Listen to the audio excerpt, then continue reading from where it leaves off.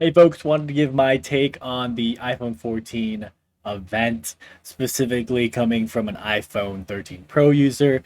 So if you follow my personal channel, you've seen I did a lot of videography when traveling. Just got back from Portugal, so I wanted to give my takes on some of the changes they made that I think are kind of questionable. So let's just talk about the iPhone 14 and 14 Pro specifically. First off, one of the things they put directly on the iPhone 14 and 14 Pro is that they got rid of the SIM tray. So I think this could be a challenge for people, and some people even on the Reddit forums are discussing this. Is that when you are traveling abroad, it's easier to have an eSIM be connected to your device. Versus having a physical device. So for example, when I got to Portugal, they didn't do eSIM unless it was a prepaid. So I think that for people traveling, this could be confusing because essentially you're gonna have to um, either figure out how to do eSIM when traveling abroad, or the alternate versions, like the Canada or other versions of this device, have the physical SIM tray. So that another questionable thing was that I was expecting an iPhone 14 mini. With that being said, it wasn't announced yesterday, and they're only selling the iPhone 13 mini. So if you are looking for that smaller device footprint, that's something you're gonna have to consider is going back into the iPhone 13 space. But they did provide a nice video of exactly what were the new functions and features. So you can check that out on YouTube, and I'll be overlaying this right now with what I'm describing. But essentially, what I think could be the features if you're considering coming from iPhone 13 would be the front-facing auto camera, and then if you take low light photos, could be better in that aspect. Now, one thing I did want to talk about is that from my travel videos and just also having a DJ Osmo is the action cam.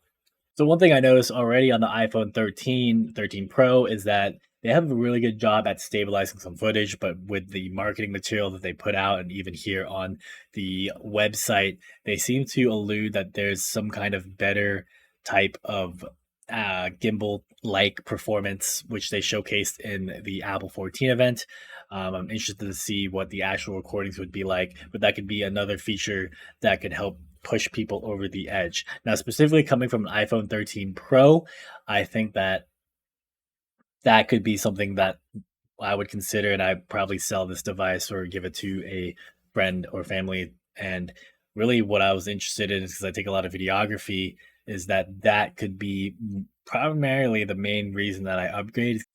Of course, on their website, they talk about having a 48 megapixel camera. So we can see here that they have 4x the resolution, and the price starts at 999. So ultimately, I'm not exactly sure if people will notice this on how they frame their shots. I think a lot of times from my usage of the iPhone 13 Pro, um, it's basically a fake 2x zoom.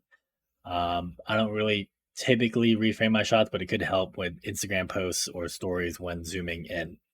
Lastly, something that I found on the video and also on their website was that they talk about being brighter. So this is something I've actually noticed on my iPhone 13 Pro, is that when I'm in the sun, I actually am confused because I feel like my iPhone X used to be able to easily transmit or see the screen, and on my iPhone 13, it's like seems super dark. It's really weird. I was thinking it was like the auto brightness or something with the new iOS.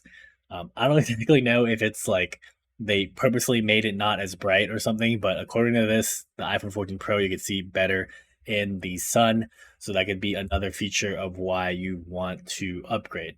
Overall, I think coming from my usage as a hobbyist tech channel reviewer and travel person who takes videos for my friends and family, and they like some of the stuff I put out there, it could be useful. Now, whether or not you upgrade from iPhone 13 Pro to the iPhone 14 or iPhone 14 Pro, it really depends on if you, in my opinion, the number one feature I would do is the steady shot, which is like the gimbal like thing. If you already have a gimbal or DJ Osmo, um, then you don't really need it and you can stay with your current device. And then maybe the other feature that is getting a lot of people hyped, or probably like the aesthetics, is uh, the dynamic island, which reminds me of some of the times when they first came out with a touch bar. So that's something to also consider if you like differentiating yourself. Apple, think different, be different. That's something to consider if you like having this type of new interaction with the iPhone. Overall, that's my take, just specifically coming from an iPhone 13 Pro user. Let me know in the comments if you're thinking about upgrading or in which version you're thinking of getting. Thanks.